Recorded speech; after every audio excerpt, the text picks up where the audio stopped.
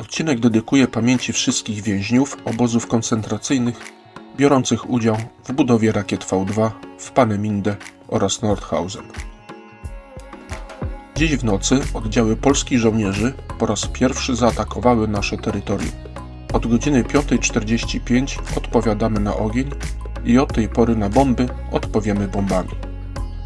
Fragment przemówienia Adolfa Hitlera w Reichstagu z dnia 1 września 1939 roku. Kilka tygodni po tym, jak Niemcy rozpoczęły II wojnę światową, na poligonie doświadczalnym w Peenemünde Wernher von Braun i pułkownik Walter Dornberger świętowali udane 3 testy rakiet A-5. Mogli w końcu zacząć pracę nad projektem docelowym A-4. Hitler jednak miał inne plany. Nie doceniał potencjału ukrytego w nowych rozwiązaniach.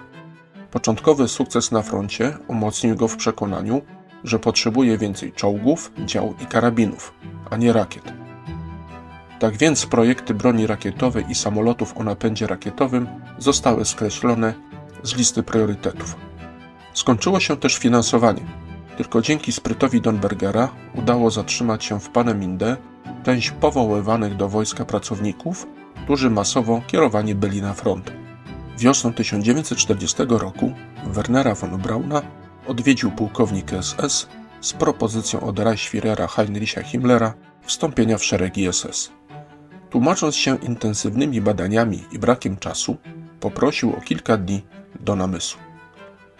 Pomysł nie przypadł mu do gustu, dlatego też postanowił zasięgnąć opinii. Jedyną osobą, która mogłaby mu pomóc w podjęciu decyzji, był jego przełożony Walter Dornberger.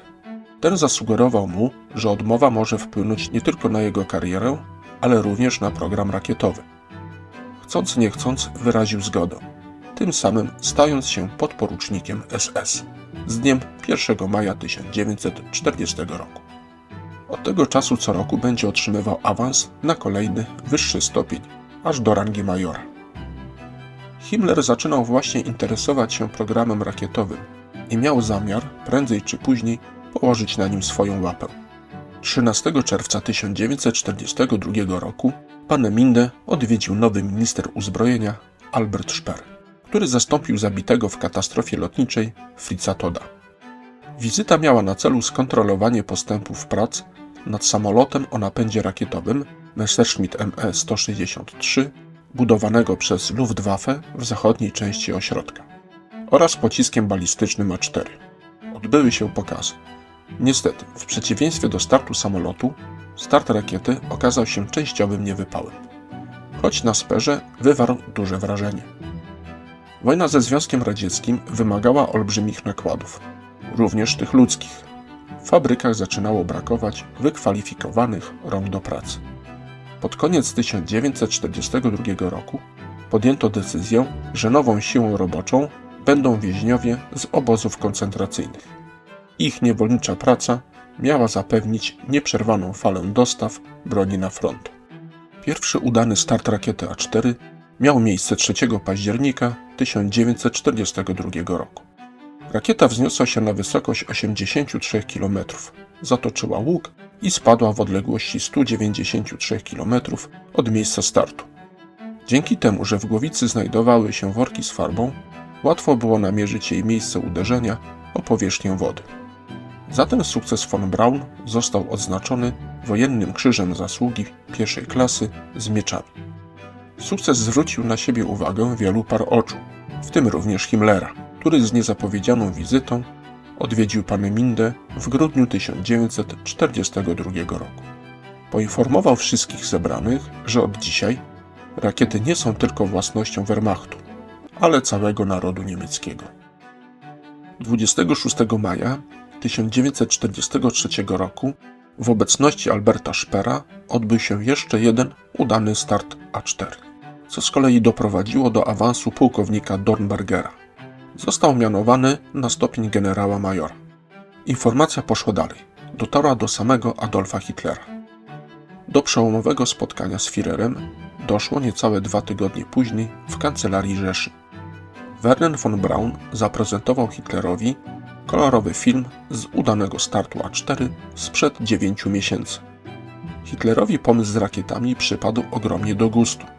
Pokaz był na tyle sugestywny, że ekipa z Peenemünde doprowadziła wodza do pewnych ekstatycznych wywodów. Zażądał nawet od Dornbergera, aby ten w swoich zakładach produkował aż 2000 rakiet miesięcznie. Pragnął również, aby rakieta przenosiła ładunek nie 1 tony ładunku wybuchowego, a 10 ton. Na ziemię sprowadził go jednak Dornberger, nadmieniając, że przygotowania takiej rakiety zajęłyby kolejne kilka lat. No i Niemcy nie są w stanie wytwarzać takiej ilości paliwa, wysokoprocentowego alkoholu, żeby zasilić taką liczbę rakiet. Hitler nie lubił słyszeć, że coś jest niemożliwe do zrobienia. On chciał broni, która miałaby siłę unicestwiać narody. Skrytykował więc na koniec całą ekipę za brak wizjonerskich planów wobec nowej broni i poskarżył się, że o wszystkim jak zwykle musi myśleć sam. Wizyta u Hitlera miała dla von Brauna dwie zalety. Pierwsza to, że w końcu po długim czasie rakiety A4 uzyskały najwyższy priorytet, o który przez ostatnie kilka lat tak usilnie zabiegał wraz z Dornbergerem. A druga, Hitler nadał mu wreszcie profesurę tytularną. Ciekawy w tym wszystkim jest fakt, że po wojnie nigdy się nią nie chwalił. Pomimo pewnej niedojrzałości technicznej projektu, Adolf Hitler decyduje się na zatwierdzenie produkcji rakiet. Wpływ na jego decyzję miał prawdopodobnie fakt, że sytuacja na froncie zaczęła się pogarszać. W połowie 1943 roku Anglicy zaczęli również bombardować niemieckie miasta, co rozwścieczyło Adolfa Hitlera. Postanowił zmienić taktykę działań. Na terror odpowiedzieć można tylko terrorem. Albertowi Speerowi zlecił opracowanie dekretu o uruchomieniu maksymalnej produkcji pocisków A4. Początkowo Brytyjczycy nic nie wiedzieli o niemieckich eksperymentach z rakietami w Peenemünde. Dopiero w oparciu o liczne raporty napływające z Polski, a wysłane przez dowództwo Polskiej Armii Krajowej, postanowili sprawę zbadać dogłębnie. Zdjęcia, które pozyskano w wyniku lotów rozpoznawczych wykonanych przez RAF, stały się niezbitym dowodem, że Polacy mieli rację i faktycznie Niemcy na wyspie Uznam opracowują nieznany rodzaj broni. W nocy z 17 na 18 sierpnia 1943 roku w ramach operacji Hydra RAF zbombardował teren poligonu doświadczalnego. Do nalotu użyto 596 samolotów i zrzucono około 1800 ton materiałów wybuchowych. Nalot nie zniszczył całego ośrodka, zaledwie trochę go liznął. I to tylko część należącą do Wehrmachtu. O części należącej do Luftwaffe dalej nic nie wiedzieli. Największą stratą była śmierć projektanta silników rakietowych Waltera Thiela. Ośrodka nie planowano odbudowywać, przynajmniej tych budynków, które widoczne byłyby z powietrza. Chciano przekonać Anglików, że nalot okazał się druzgocącym sukcesem. Jednak masowa produkcja V2 została przeniesiona do podziemnej fabryki w Nordhausen, w środkowych Niemczech. Sam Werner von Braun pozostał dalej w Peenemünde, aby kontynuować sporadyczne testy. Większość testów z rakietami przeniesiono w głąb Polski, na poligon SS Heidelager, niedaleko wsi Blizna. 19 października 1943 roku powstała spółka Mittelwerk GmbH, która miała zajmować się dalszym rozwojem i testowaniem rakiet. Fabryka powstała w wydrążonych tunelach w masywie górskim, 3 km od miasteczka Nordhausen. Obok podziemnej fabryki powstał również obóz koncentracyjny Dora, który miał dostarczać odpowiednią liczbę pracowników. Warunki pracy więźniów były koszmarne, co odbiło się również na jakości produkowanych tam rakiet. Większość z nich zachowywała się katastrofalnie. Von Braun na co dzień pracował w Peenemünde, ale jako osoba odpowiedzialna za kontrolę jakości wizytował kopalnię parę razy. Podejrzewano również sabotaż ze strony więźniów. Wyjaśnienie sprawy pozostawiono SS, co nasiliło jeszcze represje w fabryce i zwiększyło umieralność więźniów pracujących w nieludzkich warunkach.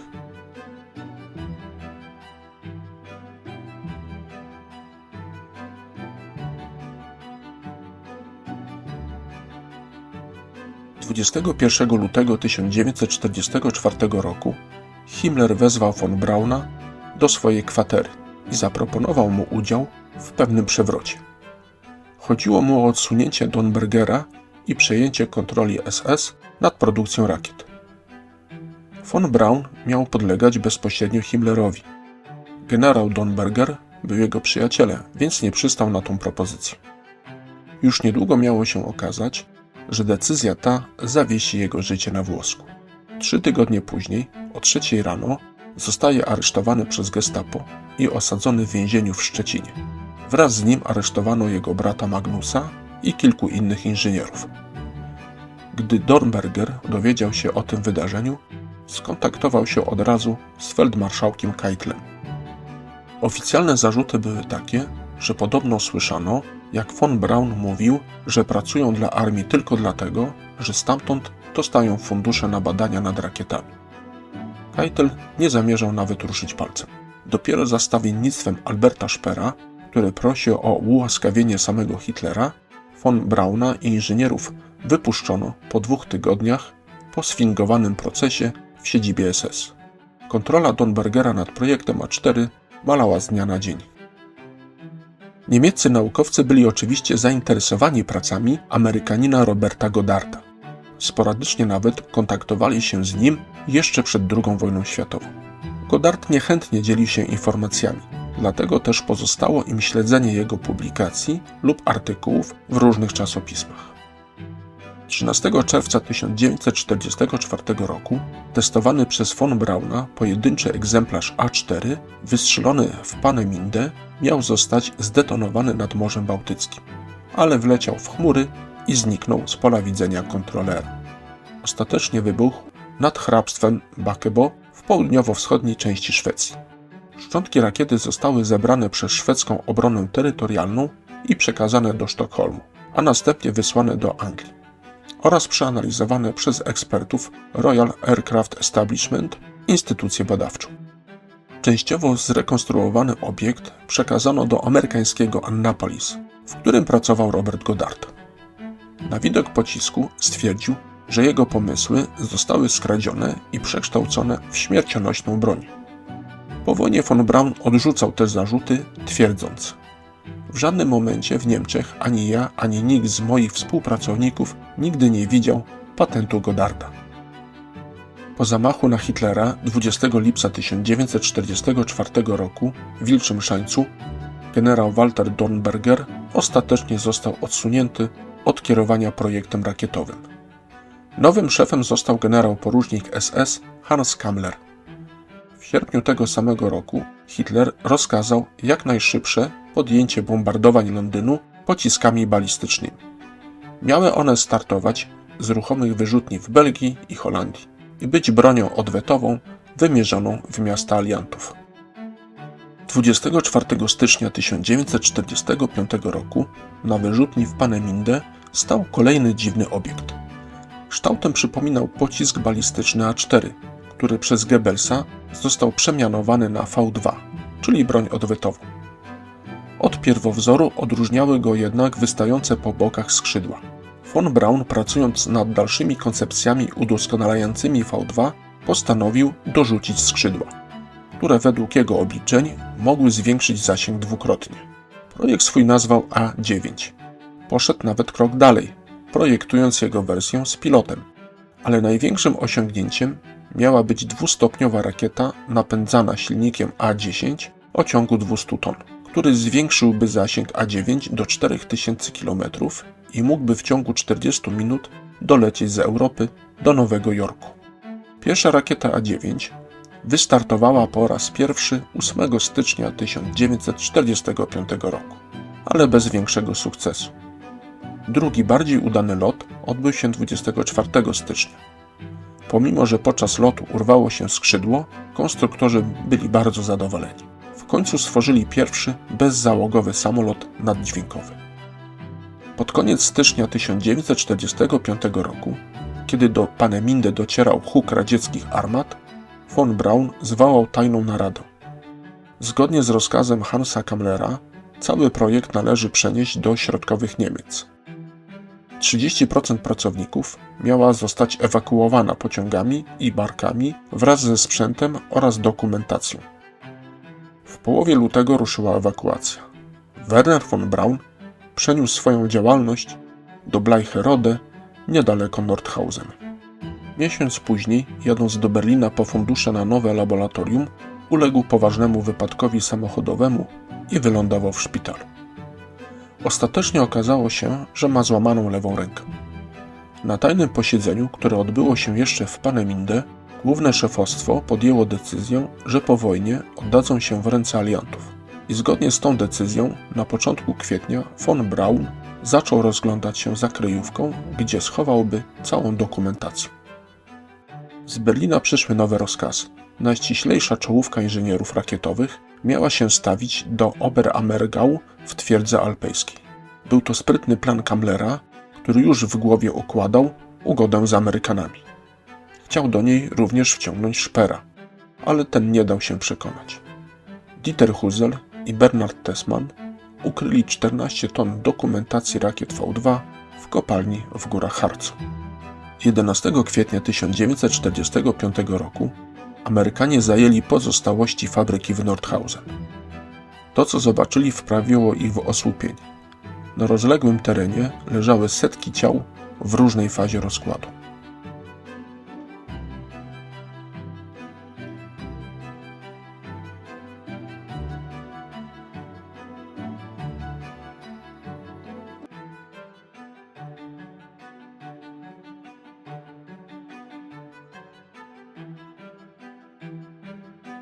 W Oberammergau natomiast zebrało się 400 ekspertów rakietowych, którzy zamieszkali w dawnym obozie wojskowym.